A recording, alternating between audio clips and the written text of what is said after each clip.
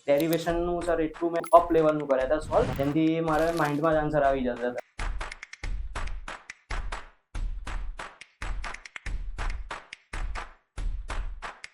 જ્યારે તમને DDCET ની ખબર પડી હતી કે DDCET આવી એક એક્ઝામિનેશન છે જે તમને ડિપ્લોમામાંથી ડિગ્રીમાં એડમિશન અપાવે છે, તો પહેલો તમારા મગજમાં શું વિચાર આવ્યો? તમને ઇંગ્લિશમાં તકલીફ પડતી હતી ઇંગ્લિશ મીડિયમના સ્ટુડન્ટ તરીકે? ગ્રામરમાં થોડી DDCET માં સૌથી ટફ સબ્જેક્ટ તમને લાગતો હોય? ફિઝિક્સ હતો.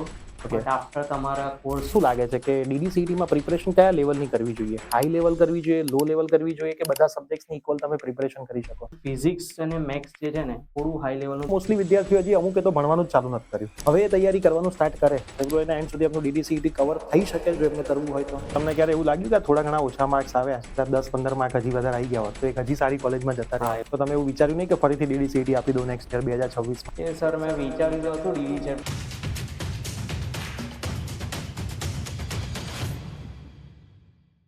DDCET 2025 ની અંદર સમગ્ર ગુજરાતમાં 190 રેન્ક સાથે પાસ થનાર દિવ્યમ ભાવસાર આજે આપણી વચ્ચે છે. DDCET 2026 ની એક્ઝામિનેશનને હવે વધારે સમય બાકી નથી. જે રેન્કર વિદ્યાર્થી હોય એ કદાચ એમની જર્ની તમને કહે અને એ જર્નીમાંથી તમે કદાચ કંઈક શીખો તો એ તમને તમારા માર્ક્સ ઇમ્પ્રૂવ કરવામાં મદદ કરે. હું એવું માનું છું કે રેન્ક 1 થી લઈને રેન્ક 500 સુધી જેટલા પણ વિદ્યાર્થીઓ આવે છે એ તમામ વિદ્યાર્થીઓ એ સેમ રેન્કર છે, પણ ક્યાંક નાની મોટી ભૂલ, ક્યાંક કોઈક સબ્જેક્ટ્સને એવોઇડ કરવું, ક્યાંક કોઈક પેટર્ન થોડી ખોટી પડવી અને પેપરનો જે માઇન્ડસેટ હોય છે, કેમ કે MCQ બેઝ એક્ઝામ છે એટલે પેપરની અંદર તમારો જે માઇન્ડસેટ છે એ ખૂબ જ ઇમ્પોર્ટન્ટ રોલ અદા કરે છે. તો આ નાની મોટી વસ્તુ એ દરેક વિદ્યાર્થીઓમાં અલગ હોય છે, જેથી કોઈક વિદ્યાર્થી ફર્સ્ટ રેન્ક ઉપર આવે છે તો કોઈક વિદ્યાર્થી 5th રેન્ક ઉપર આવે છે, કોઈક 200 પર આવે છે, કોઈક 500 ઉપર આવે છે. આજે આપણે દિવ્યમની જર્ની વિશે વાત કરવાના છીએ કે કઈ રીતે ડિપ્લોમાની અંદર એક ગવર્મેન્ટ કોલેજમાંથી હાલ પોતે PDU કોલેજની અંદર પોતાનું ડિગ્રી એન્જિનિયરિંગ કરી રહ્યા છે. એમણે એવી તો કઈ ભૂલો કરી કે ટોપ 100માં ના આવી શક્યા કે ટોપ 10માં ના આવી શક્યા, જેથી આપનો રેન્ક 190 છે.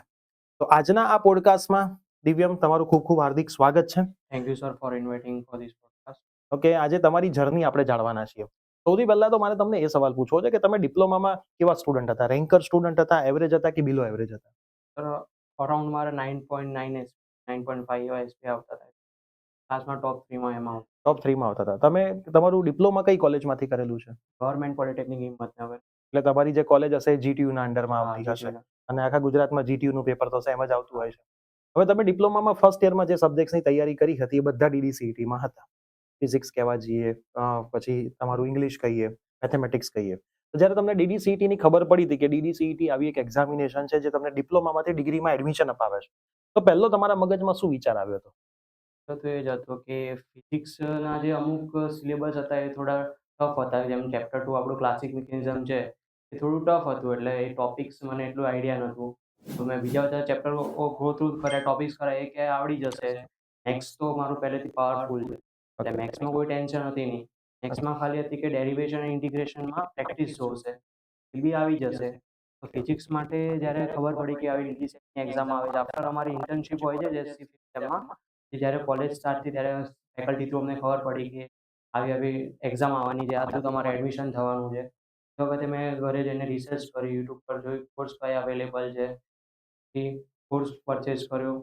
આઈ થિંક આફ્ટર સેમ 5થના વાઇવા હતા એના પછી મેં પ્રોપર ધ્યાન આપ્યું કે DDCET ઉપર હવે ફોકસ કરવાનું છે. બરાબર છે. એમાં મેં ટાઈમ ટેબલ બનાવ્યું કે ફિઝિક્સમાં આ મંથના અંદર આટલા ચેપ્ટર મારા ખતમ થઈ જવું જોઈએ with notes and proper concept clear. Okay. પછી મેથ્સના અંદર મેં કીધું આ ટોપિક્સ રિવિઝન કરવાના, જે ચેપ્ટર મને આવડે છે એ હમણાં નથી કરતો, જે ચેપ્ટર નથી આવડતા એની પ્રેક્ટિસ પહેલા કરી દઉં છું. મેથ્સમાં એવી રીતે કર્યું. એ કેમેસ્ટ્રી હતું, એ કેમેસ્ટ્રી બી ઇઝી હતું, મતલબ 10thનું જ કેમેસ્ટ્રી હતું. એના વન શોટ જોવાના હતા. એ વન શોટ મેં કીધું લાસ્ટ ફેબ્રુઆરી મંથ છે એમાં એનું ક્લિયર કરી દઈશ, અને મેં ટાર્ગેટ એવો હતો કે ફેબ્રુઆરી એન્ડ સુધી મારો આખો સિલેબસ ફિનિશ થઈ જવો જોઈએ, જે મેઇન સબ્જેક્ટ છે. હવે મેઇન મારે માર્ક્સ જે છે એ કટ થયા એ ENSમાં. ઓકે. જે મેં બહુ મોટી ભૂલ કરી કે માર્ચમાં એન્ડિંગમાં મેં જે કર્યું ENSનું છેલ્લે મેં રિવાઇઝ કર્યું, આ ચેપ્ટર આટલા ગો થ્રુ કર્યો, એના લીધે મારા માર્ક્સમાં બહુ કટ થયા. ENSમાં સૌથી વધારે કટ. સૌથી વધારે તમારા એન્વાયરમેન્ટમાં. મેથેમેટિક્સમાં તમારા કેટલા માર્ક કટ? ફૂલ હતા. ફૂલ. ફિઝિક્સમાં? ફિઝિક્સમાં 2 ક્વેશ્ચન રોંગ થયા હતા. એક ખાલી સિલી મિસ્ટેક હતી મારી અને ઉતાવળના કારણે મારે માર્ક્સ કટ થયા હતા. ઘરે આવીને એવું રિયલાઇઝ થયું આ ક્વેશ્ચન તો આવો ઈઝી હતો. ઓકે. અને એન્વાયરમેન્ટમાં તમારા કેટલા માર્ક્સ કપાયા હતા? એન્વાયરમેન્ટમાં મારે 3 ક્વેશ્ચન, ખોટા. અને કોમ્પ્યુટર અને જે કેમિસ્ટ્રી હોય છે કોમ્પ્યુટરમાં 1 અને કેમેસ્ટ્રીમાં ફૂલ. કેમિસ્ટ્રીમાં ફૂલ આવ્યા હતા. અને ઇંગ્લિશમાં ઇંગ્લિશમાં 2 ક્વેશ્ચન. તમે ગુજરાતી મીડિયમના વિદ્યાર્થી છો કે ઇંગ્લિશ મીડિયમના? English medium. ઇંગ્લિશ. તો તમને ઇંગ્લિશમાં તકલીફ પડતી હતી ઇંગ્લિશ મીડિયમના સ્ટુડન્ટ તરીકે ગ્રામરના પોર્શન કોઈ બી portion? ગ્રામરમાં થોડી પ્રોબ્લેમ હતી, બટ એ શોર્ટ આઉટ છે. તમે અગર પ્રેક્ટિસ કરશો ફૂલ, તમને એકદમ ઇઝીલી આવડી જશે ગ્રામર. એટલું હાઈ લેવલના લોકો ગ્રામર પૂછતા નથી. ઓકે. ત્યાં આવડી જશે. અને કમ્યુનિકેશન સ્કિલ્સના અંદર જે એમના હતા ચેપ્ટર બહુ ઇઝી ક્વેશ્ચન હતા. જેમ આપણે ઇંગ્લિશમાં મેમે કરાવડાયા હતા, એમાંથી જ બધું આવતું. અને C2Dના જે પેપર્સ તમે પ્રોવાઈડ કર્યા હતા અને એ કોઈ ક્વેશ્ચન સોલ્વ કરે છે કોઈ બી સ્ટુડન્ટ, ફિઝિક્સ કહી દો, મેથ્સ કહી દો, ઇંગ્લિશ કહી દો, એવું ને એવું જ સેમ આવે છે, ખાલી થોડું ચેન્જીસ હોય છે ટોપિક વાઇઝ. ઓકે. ઓકે. તો એમણે જે કીધું C2D ના પેપરનું, તો આપણો જે કોર્સ છે એની અંદર તમને C2D ના પેપર્સ મળશે. અમુક પેપર્સની અંદર અમુક સિલેબસ આઉટ ઓફ સિલેબસ પણ છે, કેમ કે જે C2D ના પેપર્સ હોય એનો સિલેબસ થોડો અલગ ડિફાઇન છે. DDCET નો સિલેબસ થોડો અલગ ડિફાઇન છે. તો તમારે એમાંથી સર્ચ આઉટ કરવું પડશે કે DDCET માં તમારા જે ચેપ્ટર્સ છે C2D ના પેપર્સમાંથી તમે એવા MCQ કરી લો, કેમ કે આફ્ટર ઓલ પેપર તો GTU જ નીકાળે છે. અને C2D ના પેપર કહી દો કે ડિપ્લોમાના ફર્સ્ટ યરના પેપર્સ કે જેમાં આ બધા સબ્જેક્ટ છે, એમાં પણ તમે આગળ જોશો તો 14 જેવા MCQ આવે છે. એ બધી જ વસ્તુ તમે મિલાવો ને તો એ DDCET નું પેપર જ તમારું બનતું હોય છે. DDCET માં સૌથી ટફ સબ્જેક્ટ તમને લાગતો હોય કે આ ટફ સબ્જેક્ટ તમારા માટે પહેલા હતો શરૂઆત જ્યારે કરી હતી ત્યારે? ફિઝિક્સ હતો. Okay. બટ આફ્ટર તમારા કોર્સ જોયા મેં ફિઝિક્સમાં તમને જ ફોલો કર્યો છે એકચ્યુઅલી Okay. કહું તો. કે જેમ તમારે ચેપ્ટર 1 મેં સ્ટાર્ટ કર્યું એ રીતે પ્રોપર નોટ્સ બનાવ્યા પહેલા તો. મેં એકચ્યુઅલી તમારો જે ફિઝિક્સનો કોર્સ છે ને ચેપ્ટર 1 2 એ 2 વાર તો આખો વિડીયો જોયેલો જ છે. Okay.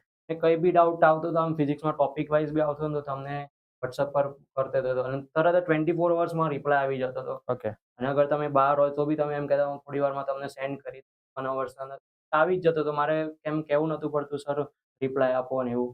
આમ Okay. બહુ સારું શું કહેવાય જે સપોર્ટ ટીમ હતી ને, ડાઉટ સોલ્વિંગ ટીમ બહુ મસ્ત હતી. યસ સર વિદ્યા. અને તમને એવું લાગતું હતું કે આપણા ફિઝિક્સના લેક્ચર જોયા પછી થોડુંક લેવલ અપ હોય DDCET માં, એટલું લેવલ સુધી એ લોકો ગયા નથી?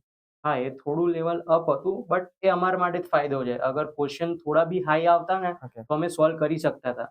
આટલું તમે અત્યારે હાઈ લેવલનું થોડું અપ લેવલ બનાવ્યું એના કારણે જ મારા 2 ક્વેશ્ચન જ રોંગ થયા. એ બી સિલી મિસ્ટેકના કારણે. ઓકે. અને તમને શું લાગે છે કે DDCET માં પ્રિપરેશન કયા લેવલની કરવી જોઈએ? હાઈ લેવલ કરવી જોઈએ, લો લેવલ કરવી જોઈએ, કે બધા સબ્જેક્ટ્સની ઇક્વલ તમે પ્રિપરેશન કરી શકો? ફિઝિક્સ અને મેથ્સ જે છે ને એ થોડું હાઈ લેવલનું તમે કરશો ને તમારા માટે જ બેનિફિટ છે. Okay. કેમિસ્ટ્રીમાં એટલું કંઈ હાઈ પૂછતા નથી. એમાં ખાલી તમારે ફર્સ્ટ, સેકન્ડ, થર્ડ ચેપ્ટર હોય છે 10th સ્ટેન્ડર્ડના. એ થોડા ઇઝી જ હોય છે, એટલા બધા હાર્ડ હોતા નથી. ઇંગ્લિશમાં થોડું ગ્રામરમાં પ્રેક્ટિસ વધારે જોવું છે. બીજા કમ્યુનિકેશન સ્કિલમાં થિયરી જ છે, તો એ બહુ ઇઝી જ હોય છે, મતલબ એટલું હાર્ડ હોતું નથી. ઓકે. અને તમારું જે ફેબ્રુઆરી મંથ હતો, ફેબ્રુઆરી સુધીમાં તમે આખું DDCET એક વખત પૂરું કરી દીધું હતું?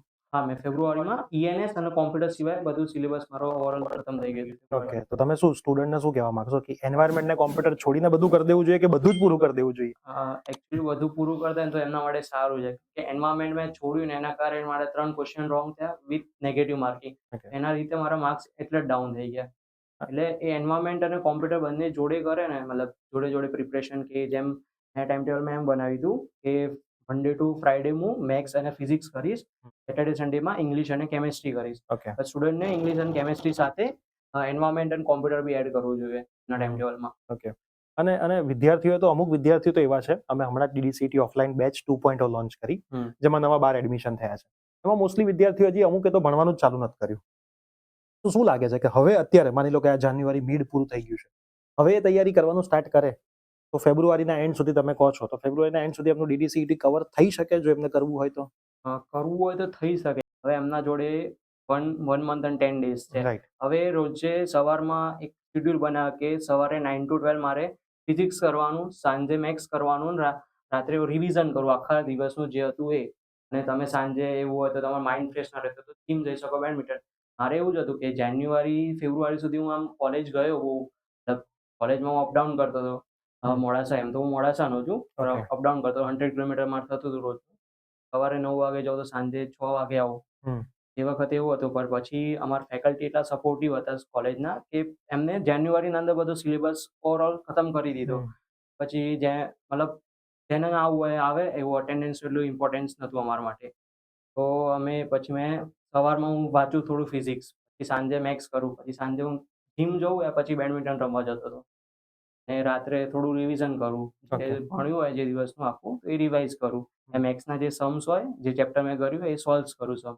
ઓકે, એમસીક્યુ તમે સોલ્વ કરતા હા, હતા. મેથ્સમાં. મેક્સિમમ તમે મેથ્સમાં કેટલા એમસીક્યુ સોલ્વ કર્યા હશે? મેથ્સમાં 1000 થી 1200 સુધીના એમસીક્યુ મેં સોલ્વ કર્યા છે. ઓકે, અને એટલા સોલ્વ કર્યા પછી તમને પેપર ઈઝી લાગ્યું હતું કે પેપરમાં કેવું? મેથ્સમાં તો સર કહું ને તમને 20 મિનિટ્સમાં મેં મેથ્સનું પેપર સોલ્વ કરી દીધું.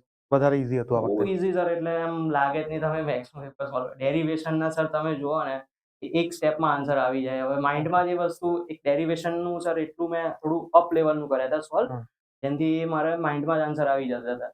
ઓકે. ડેરિવેશન, ઇન્ટિગ્રેશન મને એમાં બી હતી કે ડેરિવેશન, ઇન્ટિગ્રેશનમાં અગર હાર્ડ આવી ગયો તો શું, પણ મેં સોલ્વ કરીને ગયો તો એક લેવલ અપ. અગર મેં એક લેવલ અપ ના કર્યું તો મારે એ વખતે વન લાઈનમાં આન્સર ના આવી જતા. ઓકે. ઓકે, અને તમારે જે મેઇન પ્રોબ્લેમ થયો એ તમારું એન્વાયરમેન્ટ અને કોમ્પ્યુટર એ વાત સબ્જેક્ટ. તો જે મિત્રો જોઈ રહ્યા છે, હું હંમેશા દરેક ડીડી સેટના પોડકાસ્ટમાં કહું છું, અને દરેક વિદ્યાર્થી જે પોડકાસ્ટમાં આવ્યા છે એને બી કીધું છે કે એમનું મેથ્સ સ્ટ્રોંગ હતું. બધા જ વિદ્યાર્થીઓએ મેથ્સ કર્યું છે, પણ ખબર નહીં ગુજરાતમાં મેથ્સના એટલા બધા સારા ટીચર્સ આવી ગયા છે જેથી વિદ્યાર્થીઓને મેથ્સમાં કોઈ ટેન્શન જ નથી. પણ જે પ્રોબ્લેમ એમને આવ્યા છે, થોડુંક ફિઝિક્સ, ક્યાંક ઇંગ્લિશ, અને સૌથી વધારે એન્વાયરમેન્ટ, કોમ્પ્યુટર અને કેમિસ્ટ્રી. જે એન્વાયરમેન્ટ, કોમ્પ્યુટર અને કેમિસ્ટ્રીને તમે નિગ્લેક્ટ કરો છો કે ભાઈ છેલ્લે હું કરી લઈશ, જેમ આપણે બી કીધું કે ફેબ્રુઆરી એન્ડ સુધી નહોતું કર્યું, હું માર્ચના સ્ટાર્ટિંગમાં કરી લઈશ, થઈ પણ ગયું, પણ એ એટલા લેવલ સુધી થાય કે જે તમને ડીડીસીઈટીમાં દરેક સબ્જેક્ટમાં એક બે પ્રશ્નો ખોટા કરાવીને આવે ને, 4-5 પ્રશ્નો તમે ખોટા કરો એટલે ઘણા બધા માર્ક્સનો ત્યાં વેરિએશન આવી જાય. તો ડીડીસીઈટીની અંદર જંગ જીતવા માટે જેમ આપણે કીધું કે તમારે તમારા રૂટીન ટાઈમ ટેબલમાં કોમ્પ્યુટરને, કેમિસ્ટ્રીને અને એન્વાયરમેન્ટને પણ એક દિવસ આપવો જોઈએ, જેથી દરેક સબ્જેક્ટ્સના સહમાન મહત્વ સાથે તમે એક સારા રિઝલ્ટ સુધી પહોંચી શકો. અને જે વિદ્યાર્થીઓ હજી હવે મહેનત ચાલુ કરે છે એમણે ક્યાંક કોલેજને એવોઇડ કરવી જોઈએ. આમ તો હું ઓનલાઈન પ્લેટફોર્મથી આવું ના બોલી શકું કે કોલેજ ના જાઓ, પણ જ્યારે તમને ખબર જ છે કે તમારો રેન્ક ડીડીસીઈટી થી જ બનવાનો છે, તમારું મેરિટ ડીડીસીઈટી થી જ બનવાનું છે, અને તમારું એડમિશન જો ડીડીસીઈટી થી જ થવાનું હોય તો તમારા માટે ઇમ્પોર્ટન્ટ ડીડીસીઈટી જ છે. ફાઇનલ યરના માર્ક્સ તમારા માટે 0 ઇમ્પોર્ટન્સ દર્શાવે છે. તમે ખાલી પાસ થયેલા હોવા જોઈએ. મેં એમને એમના ફાઇનલ સેમના એસપીઆઈ નથી પૂછ્યા, મેં એમને એમનો ડીડીસીઈટીનો રેન્ક પૂછ્યો છે, મેં એમને એમની ડિગ્રીની કોલેજ પૂછી છે, અને એમની જે પ્લેસમેન્ટ થવાની છે એમની ડિગ્રીની કોલેજથી જ થવાની છે, ના કે ડિપ્લોમાના ફાઇનલ યરના એસપીઆઈથી થવાની છે. તો હવે ડિસિઝન તમારું છે. તમારી કોલેજ જો તમને છેલ્લા દિવસ સુધી બોલાવે છે તો ભૂલી જજો કે ડીડીસીઈટીમાં તમે સારો રેન્ક લાવી શકશો. એ જ કોલેજવાળા તમને છેલ્લા દિવસ સુધી બોલાવશે જે એવું ઈચ્છે છે કે તમારા ડીડીસીઈટીમાં સારો રેન્ક ના આવે અને ડિગ્રીમાં તમે એમની જ કોલેજમાં એડમિશન લો, બીજી કોઈ સારી કોલેજના સપના તમે જોઈ જ ના શકો. હવે ડિસિઝન તમારે લેવાનું છે શું કરવું છે. હવે મારે એ સવાલ છે કે તમે જે થિયરીની નોટ્સ બનાવતા હતા તો બધા સબ્જેક્ટની નોટ્સ બનાવી હતી? હા, ઓલમોસ્ટ તમે બધા સબ્જેક્ટની નોટ્સ તો મારે પહેલેથી એવું છે કે નોટ્સ બનાવું, દરેક જે બી વસ્તુ શીખું ને નવું લાઈફમાં તેની નોટ્સ બનાવું છું. ઓકે. જેમ ફિઝિક્સના અંદર ચેપ્ટર 1 હતી તો એની નોટ્સ બનાવેલી હતી. હમ. અને જેમ તમે એમ કીધું કે એ ફિઝિક્સના અંદર તમારે એક ફોર્મ્યુલા શીટ બનાવીને ચેપ્ટર વાઇઝ, જ્યારથી મેં ચાલુ કર્યું પ્રિપરેશન ત્યારથી હું ફોર્મ્યુલા શીટ બી બનાવતો હતો. અને પછી એક રફ પેપરમાં મેં એક માઇન્ડ મેપ બનાવ્યો હતો કે આટલા ટોપિકમાં આટલી ફોર્મ્યુલા છે, એવી રીતે માઇન્ડ મેપથી બનાવવા જતો હતો ફિઝિક્સના અંદર. તો શું સ્ટુડન્ટ અમારી પાસે માંગતા હોય સાહેબ તમે 5 ચેપ્ટરની ફોર્મ્યુલા શીટ બનાવી દો ને? કે સર નોટ્સ કેવું છે, નોટ્સ આપણે જ્યારે જાતે બનાવીશું ને ત્યારે જ આપણે આવવાની છે. હા. બીજાની નોટ્સ તમને કોઈ દિવસ આમ લાગશે નહીં કે તમે પ્રિપરેશન કરો. જેમ જાતે મેં નોટ્સ બનાવી ત્યારે મને આમ ફોર્મ્યુલા યાદ રહે. એ રીતે હું મતલબ રિવિઝન કરું ત્યારે બી મને યાદ છે કે આ ચેપ્ટરમાં આટલું છે, આ ટોપિક્સ છે અને આની આટલી ફોર્મ્યુલાસ છે. ઓકે. મેં માઇન્ડ મેપ જેવું આમ બનાવ્યું હતું, મતલબ કે ચેપ્ટર 1 છે તો આના આટલા ટોપિક્સ છે, આના ફોર્મ્યુલા આટલા છે, આની ઇમ્પોર્ટન્સ, ફોર્મ્યુલાની વેલ્યુઝ અને જે આવતું હતું ફિઝિક્સમાં એ બધું માઇન્ડ મેપ્સમાં બનાવ્યું હતું. એને મેં આઈ થિંક છે ને ફિગ્માના અંદર એને ડિઝાઇન બી કરી રાખે છે. ઓકે. 5 ચેપ્ટરના મેં બનાવ્યા હતા. એની પ્રિન્ટ આઉટ કરી રાખી હતી. તો લાસ્ટ ટાઈમ મને બહુ રિવિઝનમાં બહુ હેલ્પ થઈ હતી ફોર્મ્યુલા. ઓકે. અને તમે જે ફોર્મ્યુલા શીટ આપી હતી એ બી એકવાર મેં રિવાઇઝ કરી હતી રિવિઝનના દિવસે. એ બહુ હેલ્પફુલ હતી. ઓકે. હવે સવાલ એ છે કે તમે ઓફલાઈન કોઈ ટેસ્ટ આપી હતી 100 માર્ક્સ 200 માર્ક્સની ડીડીસીઈટી? હા, તમારા પ્રીવિયસ વિદ્યાપીઠની થઈ હતી તો આવ્યો તો. તમે ત્યાં કોલેજ આપવા આવ્યા. હા. એમાં તમારા કેટલા માર્ક હતા? એમાં 172 જેવા હતા. 172. અને અને એમાં બી એન્વાયરમેન્ટના અંદર જ મારે ખોટા પડ્યા હતા. એમાં તમારે એન્વાયરમેન્ટમાં ખોટા હા. પડ્યા હતા. અને તમારા ડીડીસીઈટીમાં આવ્યા 167. મતલબ તમે જે ઓફલાઈન એક્ઝામ આપી એના આજુબાજુ તમારા માર્ક્સ રહ્યા છે હા. જે આપણે આગળ લીધી હતી. અને એના સિવાય કોઈ ઓફલાઈન એક્ઝામ ઘરે આપી હતી? હા, ઓફલાઈન એક જ આપી હતી. એક જ. અને જેટલી બી તમે ટેસ્ટ આપતા હતા એપ્લિકેશનમાં આપતા હતા કે ઓએમઆર શીટમાં આપતા હતા? મતલબ જે નોર્મલ ચેપ્ટર વાઇઝ ટેસ્ટ હોય ને હું એપ્લિકેશનમાં આપતો હતો એમસીક્યુ સોલ્વ કરવા. અને બીજું જે બી મતલબ જે ફૂલ ટેસ્ટ હોય ને એવો અમે શીટ પર પ્રેક્ટિસ કરતા. ઓકે. તો ટાઈમ લિમિટ સાથે પ્રેક્ટિસ કરતા હતા કે? નહીં, ટાઈમ લિમિટ સાથે. કેમ ઓકે. કે મેઇન તો ટાઈમનું હતું કે પહેલા મેથ્સ કમ્પ્લીટ કરતો હતો, પછી ફિઝિક્સ આવતો હતો, પછી ઇંગ્લિશ, પછી કેમેસ્ટ્રી, પછી લાસ્ટમાં ઈએનએસ અને કોમ્પ્યુટર. ઓકે.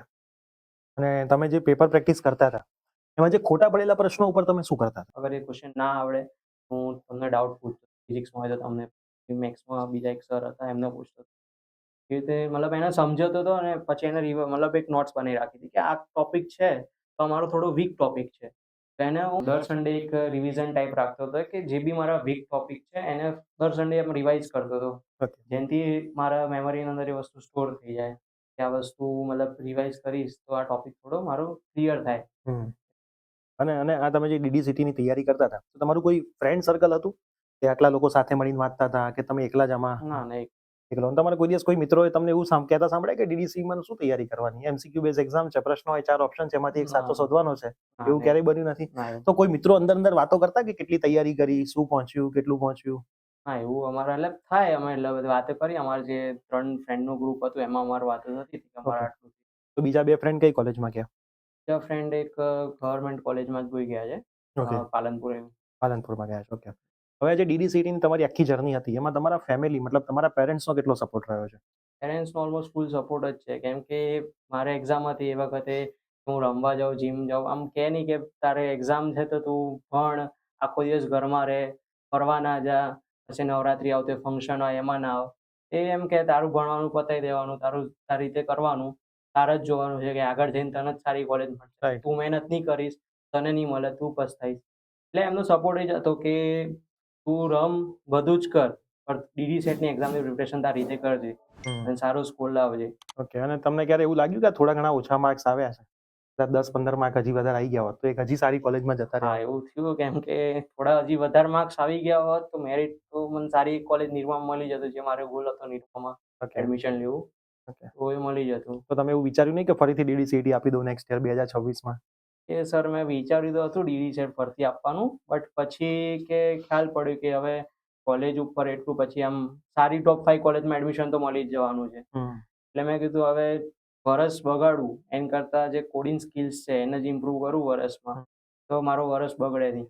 એટલે મેં પછી PDPમાં એડમિશન લીધું. અને તમે શું વિચાર છે હવે તમારું કોમ્પ્યુટર એન્જિનિયરિંગ પૂરું કર્યા પછી તમારો શું વિચાર છે? કંપની નાખવી છે, ક્યાંય જોબ કરવી છે? સર હજી તો એવું કોઈ વિચાર છે નહીં. હમણાં તો સ્ટાર્ટિંગમાં તો જોબ જ કરી. ઓકે. પછી આગળ જઈને કોઈ ઈચ્છા હોય તો તો ડિપ્લોમામાં કોઈ પ્લેસમેન્ટ આવ્યું હતું તમારી કોલેજમાં?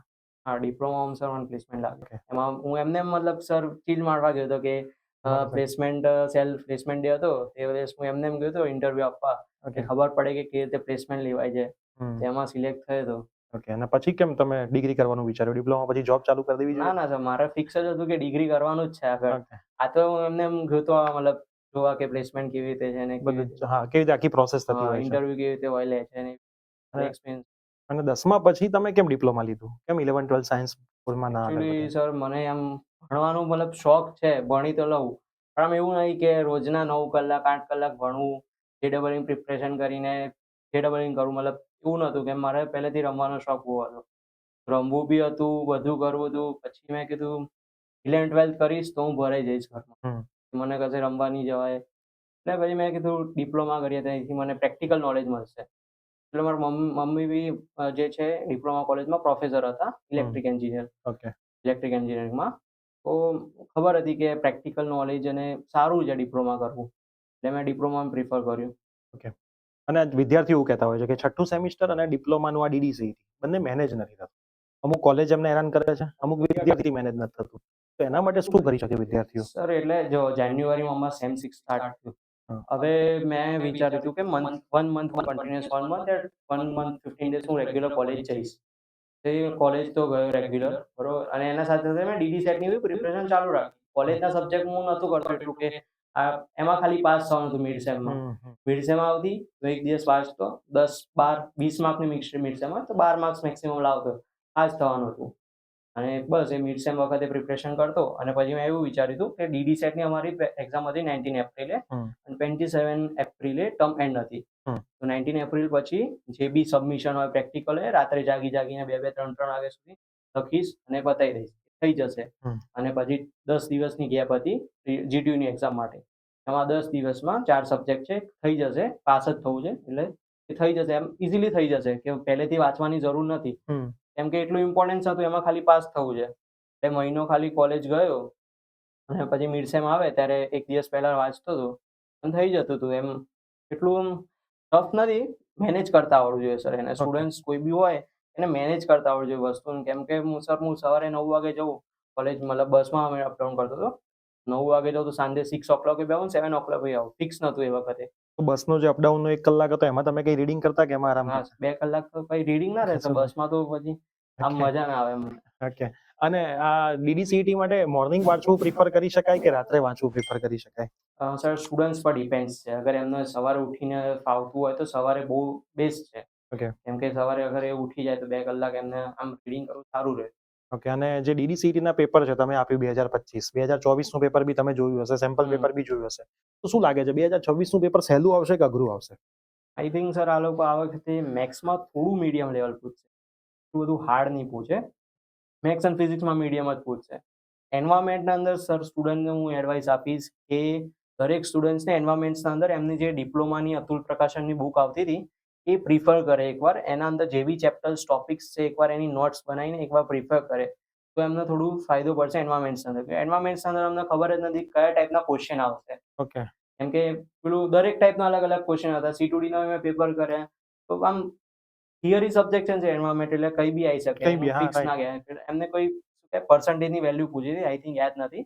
એ વખતે તો અમને કેવી રીતે યાદ આવે, એટલે એમાં તો tuક્કો જ મારવો પડે તો. રાઈટ. અને હવે શું લાગે છે 2026 માં મેરિટ હજી ઉપર જશે? 2025 માં તો ઘણું મેરિટ ઉપર ગયું છે. જે રેન્કરની કેટેગરી છે એમાં રેન્ક બહુ ઉપર ગયા છે. 2026નું મેરિટ થાય તો જવાનું. અને કેટલા વિદ્યાર્થીઓ લાગે છે કે ડ્રોપ મારશે? કોઈ તમારા ગ્રુપના છે કે જેમણે ડ્રોપ લીધો હોય અને ના. 2026 માં ફરીથી એક્ઝામ ના સર, આપવાના? એવું એવો તમારા કોઈ મિત્રો નથી. અને છેલ્લો મારે તમને એક મેસેજ છે કે વિદ્યાર્થીઓ જો હવેની એક્ઝામ આપવાના છે 2026, એમને તમે શું મેસેજ આપશો કે જેથી આવનારા વિદ્યાર્થીઓ DDCET માં હજી સારો સ્કોર કરે?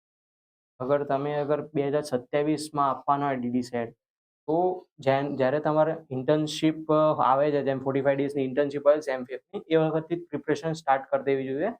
જેનાથી તમારું જે બર્ડન છે એ ઇઝીલી અને સિલેબસ કવર શકે અને 3 to 4 ટાઈમ્સ તમે રિવિઝન કરી શકો. અને અત્યારે જે બી સ્ટુડન્ટ 2026માં આપવાના છે, હજી બી એ લોકો જોડે ટાઈમ છે કે સારો સ્કોર કરવો હોય સબ્જેક્ટના અંદર, તો અત્યારે તમે ફિઝિક્સ, મેથ્સ, ઇંગ્લિશ, કેમેસ્ટ્રીને પકડો અને ENS અને કોમ્પ્યુટરને બી સાથે સાથે જોડે રાખો અને ટાઈમ ટેબલ એક બનાવો કે આ વીક છે તો આ વીકના અંદર મારે આટલા ચેપ્ટર ફિનિશ કરવા છે. અને જેમ પ્રિયસ સરના જે બી વિડીયોઝ છે ફિઝિક્સના અંદર, ઓલમોસ્ટ હું કહીશ કે પ્રિયસ સરના ખાલી ફિઝિક્સના જે બી ચેપ્ટર વાઇઝ વિડીયો છે એ જોઈ લો. અને સર તમે જે લાસ્ટ ટાઈમ રિવિઝન વિડીયોઝ બનાવ્યા હતા ને ચેપ્ટર વાઇઝ, એ બહુ બેસ્ટ હતા. કે MCQમાં ટોપિક વાઇઝ તમે MCQ કરાવતા હતા. હા. એ ફિક્સ હતું કે આ ટોપિકમાં આ જ MCQ પર. બીજા પ્લેટફોર્મમાં કેવું કે ફિઝિક્સના અંદર ક્વેશ્ચન આવ્યા 100 ક્વેશ્ચન કરાવી દેશે ફિઝિક્સના અંદર, એવી રીતે રિવિઝન પર. તમે સર કેવું કર્યું કે પહેલા ટોપિકને રિવિઝન કરાવ્યું અને પછી ટોપિક વાઇઝ MCQ કરાવતા, આ ટોપિકના આ MCQ. અને એ જે લાઈવ મજા હતી ફિઝિક્સમાં, બહુ બેસ્ટ હતું તમારું ફિઝિક્સ. આમ સર કહેવાય ને કે અગર તમે ફિઝિક્સ ના ભણાવતા ને તો થોડું DD સેટમાં ટફ પડી જતું. તો મિત્રો તમે સાંભળી દિવ્યમની એવી કહાની કે જેમણે તમને ઘણી બધી વસ્તુઓ સમજાવી, ઘણી બધી વસ્તુઓની શીખ પણ આપી.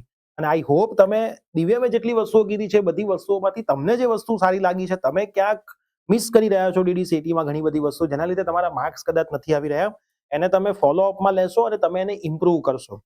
અમારો બધાનો ગોલ છે કે તમે DDCETમાં એક સારા રેન્ક સુધી પહોંચો. તમે પણ નેક્સ્ટ ટાઈમ અહીંયા આવો, અમારી સાથે પોડકાસ્ટ કરો અને આવનારી જે જનરેશન છે જે DDCETની એક્ઝામ આપવાની છે એમને તમે ગાઈડ કરો. તો મેક્સિમમ વિદ્યાર્થીઓને આ પોડકાસ્ટ શેર કરજો. દિવ્યમે આપણા પ્લેટફોર્મ ઉપરથી DDCETની તૈયારી કરી હતી. તમારે પણ જો DDCETની બેચમાં જોડાવવું હોય, છેલ્લો મોકો ચાલી રહ્યો છે ઓનલાઈન બેચ અને ઓફલાઈન બેચ માટેનો. ડિસ્ક્રિપ્શન બોક્સની અંદર ઓનલાઈન કોર્સની લિંક છે, અમારો નંબર પણ છે. ઓફલાઈન બેચમાં પણ તમારે જોડાવવું હોય તો ગાંધીનગરની અંદર અમારી બેચ સ્ટાર્ટ થઈ ગઈ છે. બેચ 2.0 જે છેલ્લો ક્રેશ કોર્સ છે.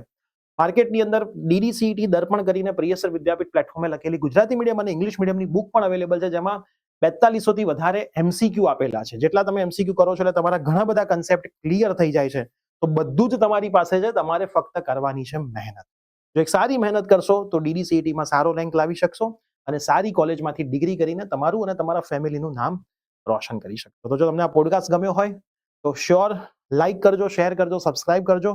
મળીશું આવા જ કોઈ નવા પોડકાસ્ટની સાથે. ત્યાં સુધી બાય બાય, ટેક કેર.